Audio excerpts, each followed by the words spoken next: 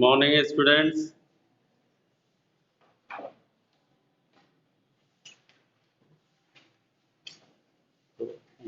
Height and distance में आपको morning में हाइट एंड डिस्टेंस में एक क्वेश्चन आपका शैडो का है, वो इम्पोर्टेंट बनता है। जो सन की शैडो बन रही है ना, कभी एक बार एक में देखा था कि the angle of inclination of the sun is something, then find the length of the pole या हाइट ऑफ द पोल। एक तो वो क्वेश्चन इंपॉर्टेंट है। दूसरा क्वेश्चन उसी सन के भी शैडो के ही क्वेश्चन में है कि सपोज दैट कि first at a 45 degree angle the shadow length is this one, and after some time if the sun set, then the length of the shadow increases by some length, then what is the height of the sun। ठीक है, एक question ये भी आता है। तो इस type का क्वेश्चन आपको मिलेगा। ठीक है, ये दो शैडो का क्वेश्चन इंपॉर्टेंट मान के चलना।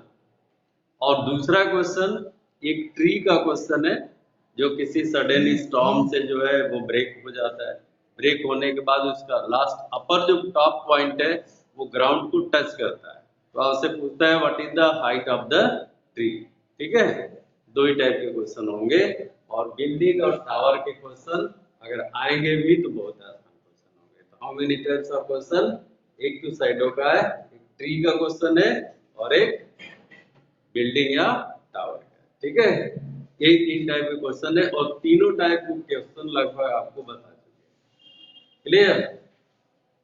हाइट एंड डिस्टेंस के भी मतलब ज्यादा ये बस सोचना है कि कितना डिफिकल्ट आएगा। इस बार का क्वेश्चन हाइट एंड डिस्टेंस का इजी आना, क्योंकि जो more than three two right triangle जो है वो रिमूव कर चुका है, तो डेफिनेटली जो है क्वेश्चन आसान आता है। तो इन्हीं तीन पे फोकस कर लेना, शैडो का, ट्री का, और टावर या बिल्डिंग। ठीक है, अब उस टावर या बिल्डिंग में केवल एक ही देगा, या तो टावर देगा और या तो बिल्डिंग देगा। नहीं तो पहले क्या था, एक बिल्डिंग देता था, बिल्डिंग के ऊपर टावर बनता था। ठीक है, और तब आपसे जो है क्वेश्चन करता था। और उस टावर के लिए हाइट पे एक जो है कोई पर्सन जो ऑब्जर्वर था उसकी भी हाइट देता था। जैसे देखो ऐसे क्वेश्चन बनते थे, suppose that this one is a building and the tower is standing here. ठीक है, बिल्डिंग पे टावर रखे जाते हैं ना, जैसे अभी जस्ट स्कूल के पीछे ही देख लो, बिल्डिंग पे टावर रखा हुआ है। अब आप यहाँ पे खड़े हो, यहाँ पे, ठीक है, तो आपसे बोलेगा कि इसका एंगल ऑफ इंक्लिनेशन, जब आप यहाँ से इसको ऑब्जर्व कर रहे हो, फिर आप इसको ऑब्जर्व कर रहे हो, ठीक है, और अर्थ से इसका एंगल ऑफ इंक्लिनेशन दे सकता है, इसका दे सकता है, इसमें more than two right angle triangle बन सकते हैं। पॉसिबिलिटी है। इस टाइप का क्वेश्चन जो है अब आपसे नहीं मिलेगा, क्योंकि ठीक है ना। और अगर डिफिकल्ट आएगा भी तो कोई ज्यादा दिक्कत अगर नहीं, जैसे मान लो अंडर रूट में वैल्यू के बाद डेसिमल में नहीं चेंज कर पा रहे हो, तो वहां तक छोड़ देना, उसके आगे उल्टा सीधा गलत आंसर मत लिखना। जैसे अंडर रूट 3+1 आ गया आपका, 20 अंडर रूट 3+1 डेसिमल में पूछ रहा है। अब आप अंडर रूट 3 की वैल्यू नहीं आ रहा है तो आप वही छोड़ देना, अगर नहीं दिया है तो। ठीक है, तो आपको पूरे नंबर वहां से मिल जाते हैं, कंसीडर कर लिया जाता है। लेकिन अब अंडर रूट 3 की वैल्यू 1.73 नहीं आ रहा है, कुछ गलत लिख दिया तो नंबर कट जाएगा, तब कंसीडर नहीं होता है। ठीक है, इतना ही है हाइट एंड डिस्टेंस में। इसके आगे अभी भी किसी को पूछना है तो बोल दो, अदरवाइज हम दूसरा चैप्टर आपका स्टार्ट कर दे रहे हैं। कल ऑनलाइन क्लास कौन कौन ज्वाइन किए थे इनमें से? हाँ ठीक है, तो आप लोगों ने क्या देखा था? मेंस्ट्रुएशन। हाइट एंड डिस्टेंस में किसी को कुछ पूछना तो नहीं है ना? चलो, क्वेश्चन नंबर 7।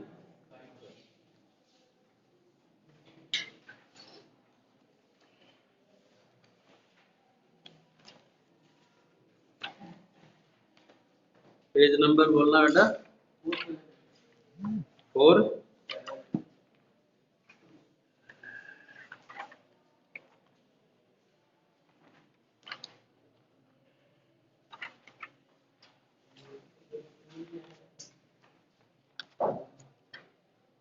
1 मिनट। ये boy is flying a kite, ये है ना।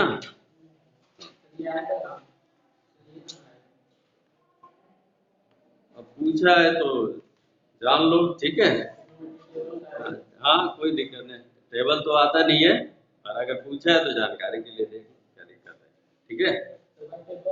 हाँ नहीं, पेपर में तो 20 है, अगर पूछेगा भी ना, पूछा भी तो 26 डिग्री 32 मिनट की वैल्यू आपको उसमें दे देगा।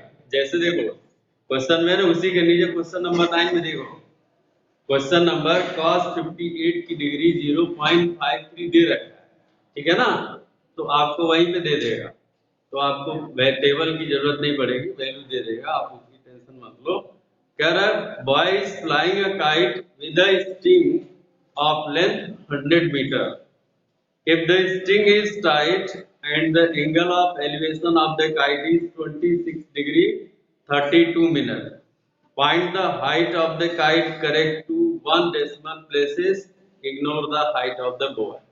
ठीक है, बॉय की हाइट इग्नोर करने का मतलब बॉय को जो उसकी ऑब्जर्व जो उसकी आई है वो आपको अर्थ सरफेस पे कंसीडर कर रहा है, ठीक है।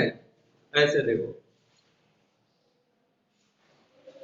दिस वन इज ये लेंथ है, स्ट्रिंग की ये लेंथ है, काइट आपका यहाँ पे है, ठीक है। काइट ये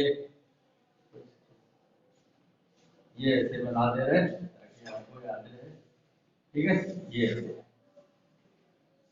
ठीक है, ये इसकी लेंथ बनेगी, स्ट्रिंग की लेंथ आपका ये बनेगा, और this one is 100 metre and the angle of elevation is 26 degree 32 minute, ठीक है।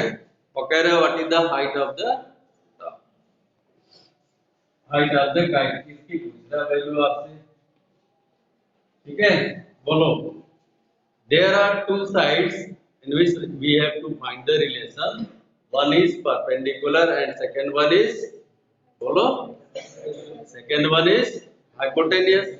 Tell me which trigonometric ratio tell the ratio about sin theta. So sin theta equal perpendicular upon hypotenuse, ठीक है। तो just apply the sin theta, you know sin theta equal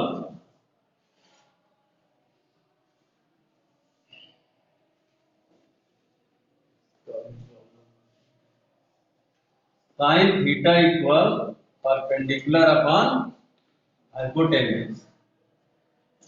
students black board complete cover हो रहा है जहां तक लिख रहे हैं, कोई दिक्कत तो नहीं।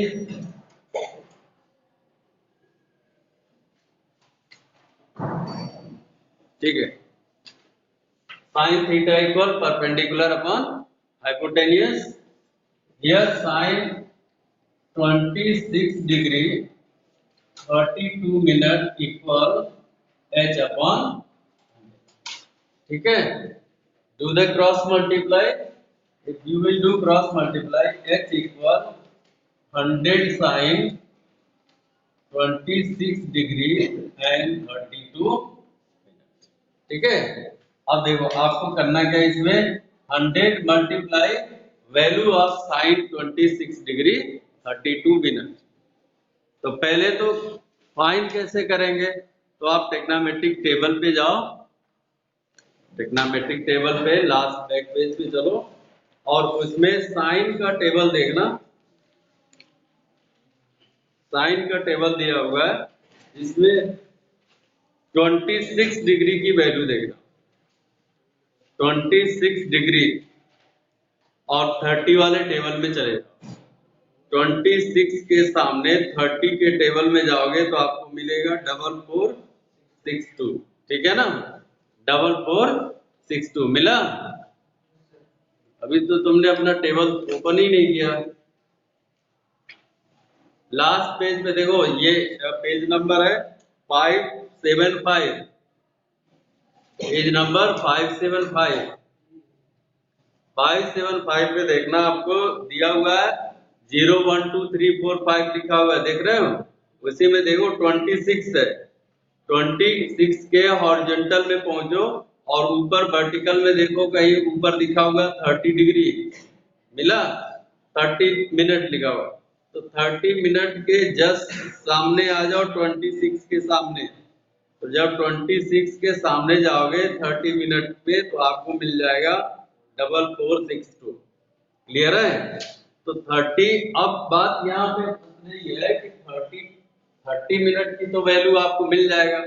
देखो 0 पॉइंट यहीं पे लिख दे रहा है 0.4462, ये तो मिल गया। 26 डिग्री 30 मिनट की वैल्यू है, पर 2 मिनट की वैल्यू आपको गिवन नहीं है। तो 2 मिनट जो इसमें जो 2 मिनट एक्स्ट्रा जा रहा है वो आगे देखो टेबल में दिया हुआ मीन डिफरेंस, उसी में मीन डिफरेंस है, और मीन डिफरेंस के टेबल में 26 के जस्ट सामने देखोगे तो आपको मिल जाएगा 5 है ना?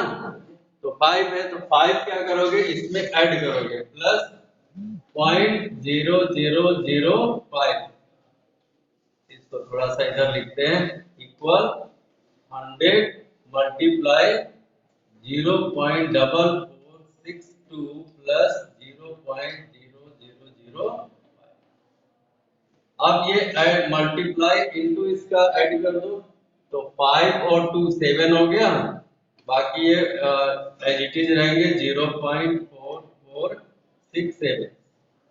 ठीक है, क्योंकि लास्ट का डिजिट ऐड होगा, डबल जीरो इसके आगे बढ़ा दोगे ये आ जाएगा 446700, और इसमें 4 डिजिट पे डेसिमल लगा हुआ है, 4 डिजिट पे डेसिमल लगाओगे तो आपको यहाँ पे मिल जाएगा। ठीक है, अब क्वेश्चन में आपसे क्या पूछ रहा है, कह रहा है कि find the height of the kite correct to 1 decimal places. तो एक डेसिमल प्लेस यहाँ पे देखो ये 6 7 है, तो 7 को राउंड ऑफ कर लेंगे, यहाँ पे 7 हो जाएगा, ये मिल जाएगा आपको 44.7 metre. This is the height of the kite, ये आंसर। ठीक है, तो दिक्कत टेबल भी आपको देखने आ गया, लेकिन एक चीज बता दे रहे हैं, जब साइन में जैसे 30 मिनट की वैल्यू आपको मिल गया है, 2 मिनट की वैल्यू नहीं मिला है, तो आप मीन डिफरेंस में लेके ऐड कर लिए हो। पर अगर cos वही cos 26 डिग्री 32 मिनट होता, तो 2 मिनट की जो वैल्यू आती है डिफरेंस वो वहां पे माइनस करो। ठीक है, साइन में प्लस करते हैं और cos में माइनस करते हैं। रीजन क्या है कि cos की जो वैल्यू है वो 0 से 90 के तरफ जब बढ़ोगे तो वो घटता है, क्योंकि cos 0 की वैल्यू 1 होती है और cos 90 की वैल्यू 0 होता है, जबकि sin 0 की वैल्यू 0 होता है और sin 90 की वैल्यू 1 होता है। तो sin की वैल्यू 0 से 90 के तरफ बढ़ोगे तो बढ़ेगा, cos की वैल्यू 0 से 90 की तरफ घटता है। इसीलिए जो मीन डिफरेंस जो फाइंड करोगे वहां पे सब्ट्रैक्ट हो जाता है और साइन में प्लस हो जाता है। क्लियर है? Note down, note down students.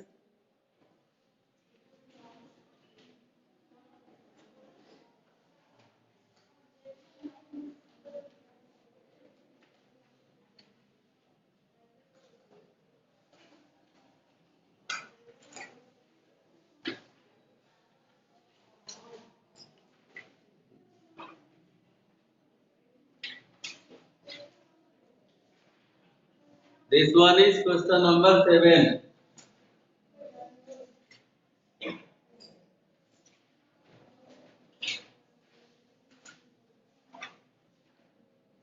बाकी बच्चों ने कल ऑनलाइन नहीं ज्वाइन किया था। प्रॉब्लम नहीं आती है कि जब बेसिक चीजें बताई जाती हैं तो वहाँ पे आप लोग जो है स्किप कर जाते हो। अब जो कल बताया गया, जिन बच्चों ने ज्वाइन किया वो तो देखा, अब जिन्होंने नहीं ज्वाइन किया फिर उसके लिए वही चीज दोबारा बताएं, फिर आपको उन बच्चों के लिए प्रॉब्लम हो जाती है जो ऑलरेडी उस चीज को देख चुके हैं। अब वहाँ पे वो स्किप करेंगे, वो स्किप करेंगे क्योंकि उनको सारी चीजें पता है। जब किसी भी चैप्टर का जब बेसिक हो तो वहां पे कंसंट्रेशन जरूरी है। ठीक है, क्योंकि बेसिक जब क्लियर हो गया तो आपको क्वेश्चन करने में आसानी हो जाएगी। और मेंसुरेशन का तो एक ऐसा चैप्टर है, मेंसुरेशन एक ऐसा चैप्टर है कि उसके सिर्फ जो डायग्राम जो बनाओगे आप, उसका डायग्राम जो सरफेस आप कंसीडर करोगे, वही सिर्फ आपको फाइंड करना है कि एक्चुअली सरफेस है क्या और कौन से सरफेस का एरिया निकालना है। अगर ये क्लियर हो जाएगा तो आपको क्वेश्चन आ जाएगा, क्योंकि सबको पता है ना, एरिया ऑफ रेक्टेंगल इज, बोलो, लेंथ इनटू ब्रेथ, सबको पता है। Area of square is side square, area of circle is pi are square, बस इतना ही है। और इन्हीं को लेकर के, चाहे वो क्यूब है, वो चाहे क्यूबाइड है, चाहे कोन है या सिलेंडर है, आपको इतना ही पढ़ना है और इन्हीं फॉर्मूले को लेकर के वहां पे बनाया गया। ठीक है ना? तो बेसिक्स कल बताए थे, अब एक बार आपको जनरली फिर समझा दे रहे हैं। जिन बच्चों ने नहीं ज्वाइन किया था वो भी देख लेंगे। रब कर दे। Students reply in comment box, have you written? Reply करते रहो आप, यस आई हैव रिटन। हम बार बार आपसे पूछ रहे हैं, दैट इज नॉट गुड। रब करने के बाद फिर कहते हो सर एक बार और लिख दीजिए, ऐसा भी होता है।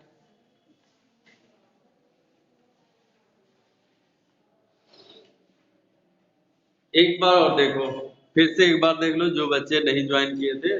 देखो, हम आपको सरफेस दिखा रहे हैं। This one is a book of which shape cuboid, because देखो, this one is a length, this one is a height and this one is breadth. ठीक है? तो there are 3 dimension in this one, length, breadth and height. ठीक है? Surface, what is surface? देखो, this one is a surface, एक plane, एक ऐसा plane जिसपे आप कुछ रख सकते हो, ये वाला। ठीक है? ये सरफेस बना और इसी के जस्ट पैरेलल दूसरा सरफेस इसके बिहाइंड में इधर, तो एक सरफेस ये हुआ। अब बोलो इसका, इस सरफेस का एरिया कितना आ गया? अरे ये शेप किस टाइप का है? रेक्टेंगल। इसका एरिया L इंटू बी। चलो, इसका एरिया लेंथ इंटू ब्रेथ। ठीक है? अब बोलो इधर का ये सरफेस कैसा है? रेक्टेंगल। इसमें ब्रेथ दिया है और हाइट दिया हुआ है, दो ही दिया रहा है। ये हाइट हो गया और ये ब्रेथ हो गया। बोलो इसका एरिया ब्रेथ इंटू, इसका एरिया ब्रेथ इंटू हाइट। अब बोलो इधर से ये देखना, ये सरफेस ये भी रेक्टेंगुलर है, बट इसकी एरिया लेंथ इंटू, इसकी एरिया लेंथ इंटू हाइट। तो आपने देखा L इंटू बी 2 बार आया है, B इंटू H 2 बार आया है और L इंटू H भी 2 बार आया है। तो रिपीट किया हुआ है, यानी अगर AB BC CA अगर आप बात करें तो उसका डबल है इस पूरे का एरिया फाइंड करने। ठीक है? तो what is the area of cuboid total?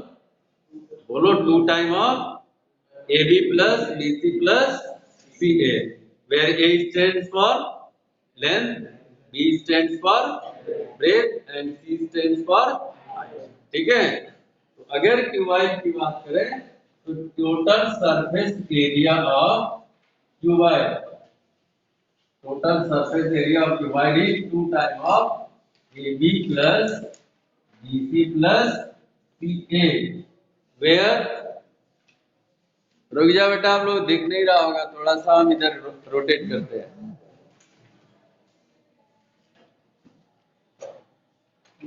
ठीक है? 2 time of AB BC plus CA, where A equal length, ठीक है, कंसीडर कर लेना, B equal breadth and C is height. ठीक है, याद करने के पैटर्न में दिए ताकि आप आसानी से याद कर सको ए बी बी सी सी ए। इसमें ए को हाइट, किसी ए को लेंथ कंसीडर करना, बी को ब्रेथ और सी को हाइट। ठीक है, अब बात आती है लेटरल सरफेस एरिया की। लेटरल सरफेस एरिया शॉर्ट में एलए लिखते हैं, एलए से तो हम अपने से लिख दिया। लेटरल सरफेस एरिया की बात करते हैं कि लेटरल सरफेस एरिया आपको एक्चुअली मिलता कितना है। ठीक है, कितना मिलता है आपको, तो उसमें क्या होगा, अगर देखो अगर इस बुक की बात करेंगे तो लेटरल सरफेस एरिया वो होता है जो बॉटम सरफेस और टॉप सरफेस दो आपको छूट जाए। ठीक है, बॉटम सरफेस और टॉप सरफेस दो छूटने के बाद जो आपको सरफेस दिखेगा सामने से वो आपका लेटरल सरफेस होगा। लेटरल मींस जस्ट सामने से, सामने से जो आपको सरफेस दिखेंगे that is the lateral surface area, या दूसरे वर्ड में बोलोगे the surface area except bottom and top. ठीक है, तो अगर ऐसे देखो, ये वाले पोर्शन देखो, ठीक है, तो इधर से जब ऐसे आपको रोटेट कराएंगे, ऐसे रोटेट करा के दिखाएं, ऐसे रोटेट करा के दिखाएं, ऐसे, ठीक है, इस तरह से रोटेट कराएंगे तो आपके कौन से दो पोर्शन नहीं दिख रहे हैं सामने, देखो ऐसे रोटेट करा रहे हैं ना, तो आपके सामने से दो पोर्शन नहीं दिख रहे हैं, वो कौन कौन से हैं, इधर वाले ना।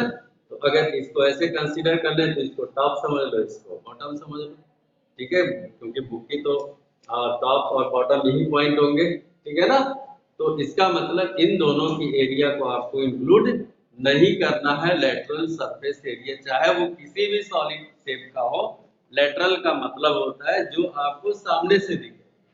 ठीक है, यानी hidden portion is not included, सीधे सीधे जान लो, hidden portion is not included in lateral surface area, that is equal to 2 time of, इसी को याद है फॉर्मूला, ठीक है, 2 time of L plus B into H, note down.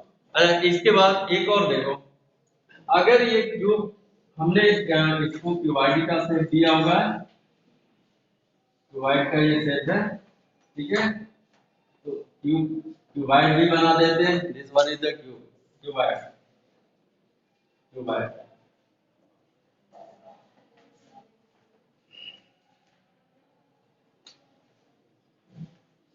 अब इसके बाद दूसरा जो बनाते हैं वो क्यूब बनाते हैं, नोट कर लो फिर आगे बढ़ जाए, क्योंकि प्रॉब्लम इनके लिए हो जाएगी, इधर उधर लिखे फिर इनको नहीं लिखे।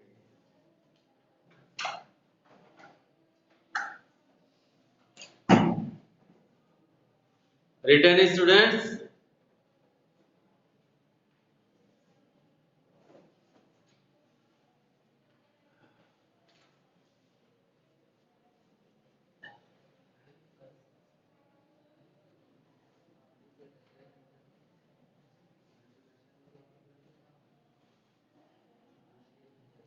रोटेट कर रहे हैं बेटा, ध्यान से देखना।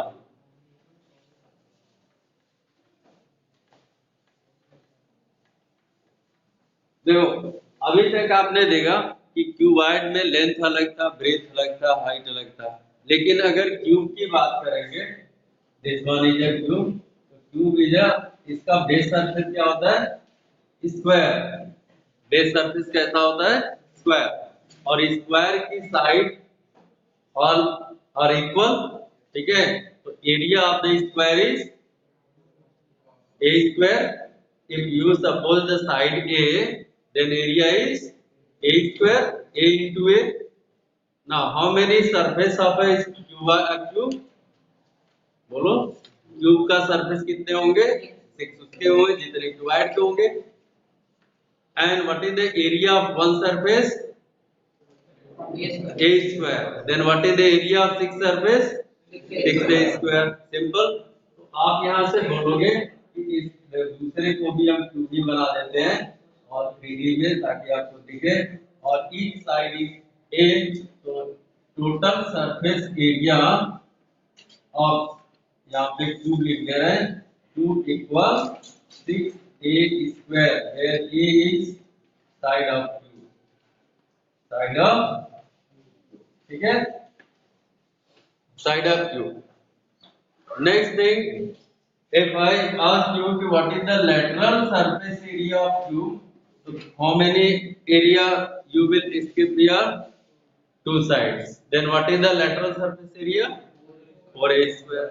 ठीक है ना? 4a square. अब शायद आपको कंफर्म हो गया होगा कि लेटरल होता क्या है, क्योंकि बच्चे लेटरल में जब क्वेश्चन आते हैं तो वहाँ कंफ्यूज हो जाते हैं कि लेटरल सरफेस निकालेंगे कौन सा फॉर्मूला लगाए. तो लेटरल का मतलब उसी फॉर्मूले में से उसको छोड़ देना है जो आपको सामने से दिख नहीं रहा है. ठीक है, या सीधे सीधे जान लो top and bottom point not included.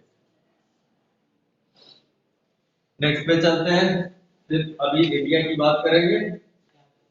अगले सॉलिड पे चलते हैं. The next one is cylinder.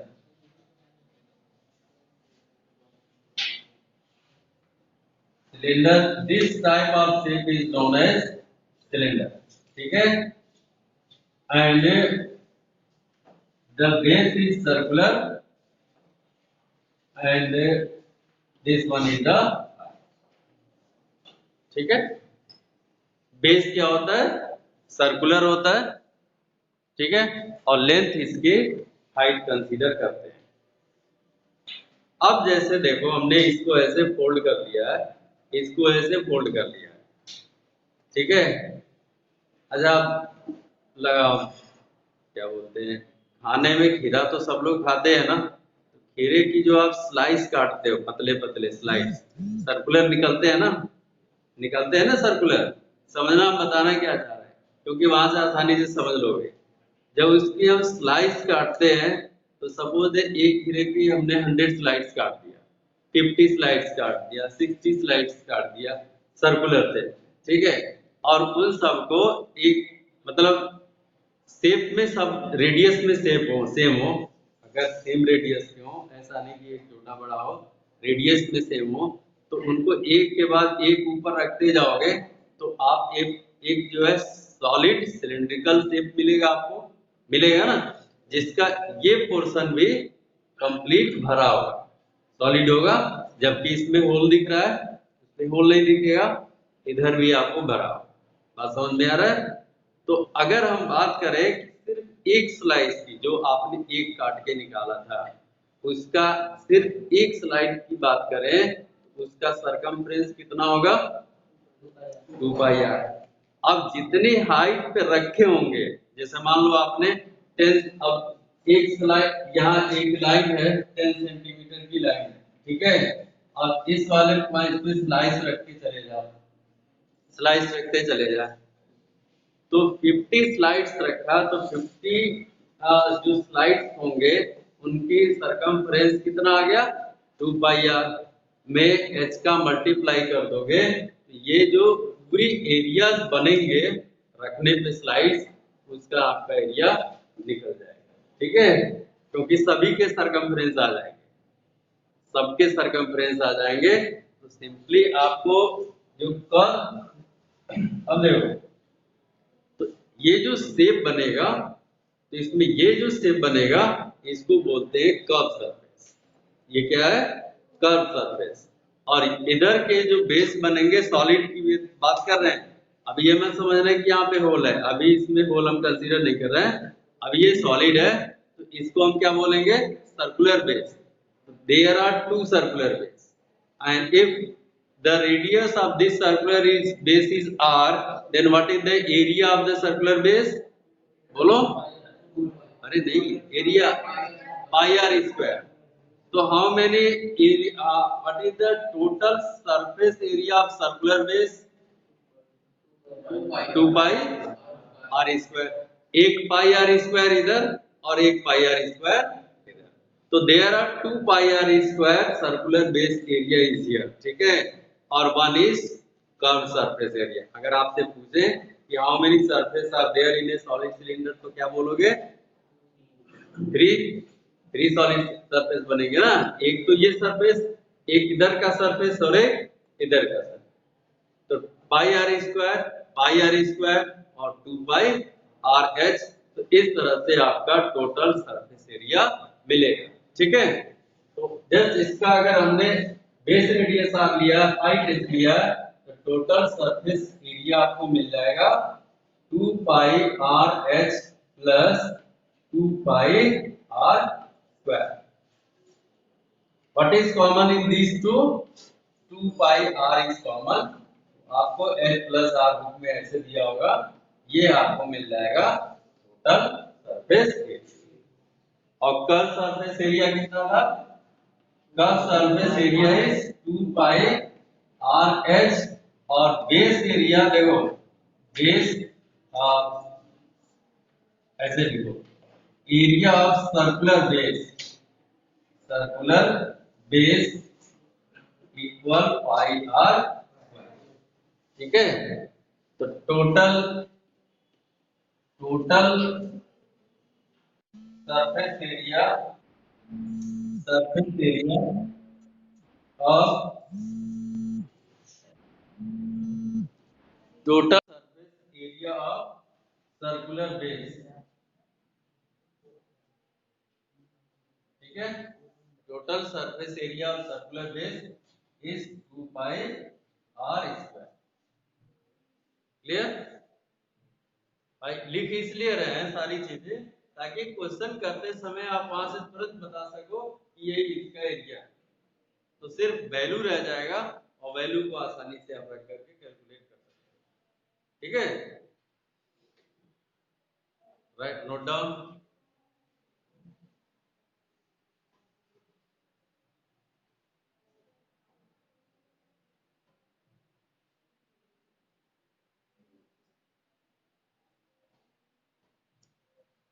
Return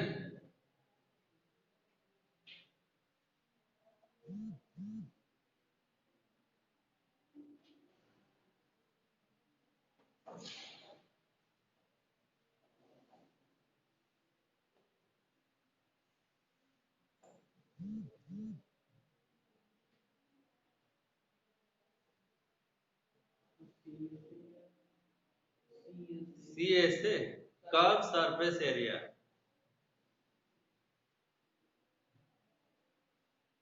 ऐसे ही पूछते हैं आप लोग तो कितना अच्छा लगता। हम इजी, मतलब वो चीज हम अप्रिशिएट करते हैं कि जो बच्चा पूछता है, पूछने से क्या होता है ना, डिस्कशन उसको बोलते हैं। जब डिस्कशन करोगे तो चीजें क्लियर होती है। अब अगर सोचता है कि अब क्या पूछे, जान जाएंगे, किसी से बात पूछ लेंगे, तो फिर वो अधूरा ही रह गया, कंप्लीट नहीं। ठीक है, हाँ, अगर कंफर्म समझ में सारी चीजें क्लियर है तो ठीक है, और नहीं आ रहा है तो डिस्कशन जरूर करना चाहिए। ठीक है, और देखते हैं आप डिस्कशन सेशन में कौन कौन आता है बच्चा। हाँ, एक चीज आपसे कहेंगे कि आप अपना ग्रुप फ्रेम जरूर कर लेना। ग्रुप फ्रेम का मतलब, जैसे मान लो गरिमा, अब आप जितने अपने फ्रेंड्स लिस्ट होगी जिसमें आप अपने से डेली बात करते होंगे, ठीक है, तो उनमें से कोई एक डिसाइड कर लेना कि यार आज हमें इस प्रॉब्लम पे डिस्कशन करना है, तो हम में से कोई एक क्वेश्चन सर से करेगा या किसी एक टॉपिक पे बात करेंगे। ठीक है, वो डिस्कशन होता है तो आपका एक अपना इंटरेक्टिव माहौल भी बनेगा, इन्वायरमेंट भी बनेगा। जब अब ये नहीं कि पर्सनल ऐसा वेट कर रहे हैं कि चंदन क्वेश्चन तो दे ही देता है, चंदन अपना जो है टॉपिक दे देता, पूछता है, चंदन पूछ लेगा, हम देख लेंगे। ऐसा करते हो ना व्हाट्सएप ग्रुप पे? ऐसे ही तो डाउट सेशन होता है कि किसी एक बच्चे ने क्वेरी कर दिया, हो गया, सबने देख लिया, क्वेरी खत्म। तो वेट मत करना, आप अपनी प्रॉब्लम जनरेट करके रखना, क्योंकि देखो जो बच्चे पढ़ने वाले करने वाले हैं वो तो अपना करते ही रहते हैं। उनको देख करके आप अपनी प्रॉब्लम को सॉर्ट आउट नहीं कर सकते हो, क्योंकि वो अपनी प्रॉब्लम खुद ही वो सॉल्व कर रहे हैं, पर आप अपनी प्रॉब्लम तब सॉल्व होगी जब आप खुद क्वेश्चनिंग करोगे। ठीक है, कुछ बच्चे बहुत ही एक्टिव रहते हैं, जैसे ही डाउट सेशन आया फटाक से उनका रिप्लाई आता है कि sir this one is the problem. और कुछ ऐसे कि पूरे साल निकल गया, ये पूरे महीने बीत गए, 6-7 महीने बीत गए, डाउट सेशन में कभी एक बार भी एंट्री नहीं मारे, तो किसी बात की कभी डाउट हुआ ही नहीं, कभी प्रॉब्लम आई नहीं किसी चीज, है ना। तो डाउट सेशन, इस बार का डाउट सेशन बहुत ही इंटरेक्टिव बनाओगे, पर तब बनेगा जब आपका अपना ग्रुप होगा। आप व्हाट्सएप ग्रुप बनाने की बात नहीं कर रहे हैं, ग्रुप बनाने की बात नहीं कर रहे हैं। हम बात इसलिए कर रहे हैं कि जैसे मान लो आपने जैसे आप चार बच्चे हो, ठीक है, आप एक साथ आप डेली बात करते हो, कोई भी प्रॉब्लम होती है आप अपने में शेयर करते हो।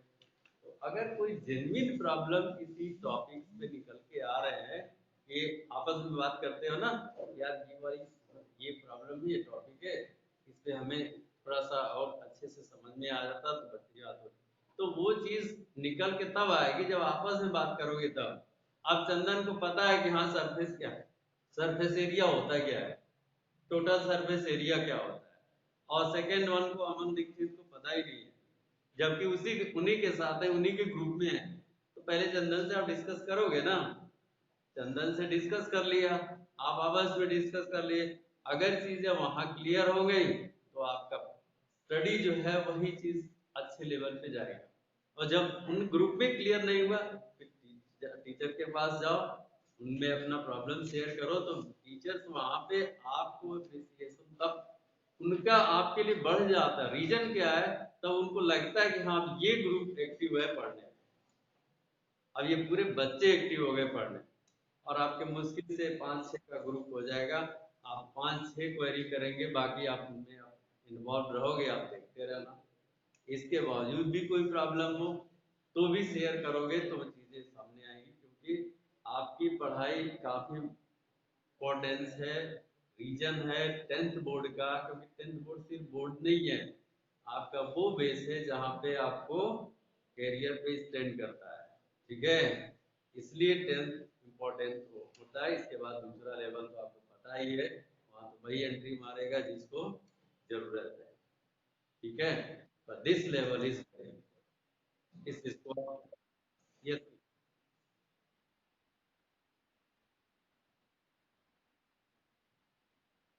Okay ma'am.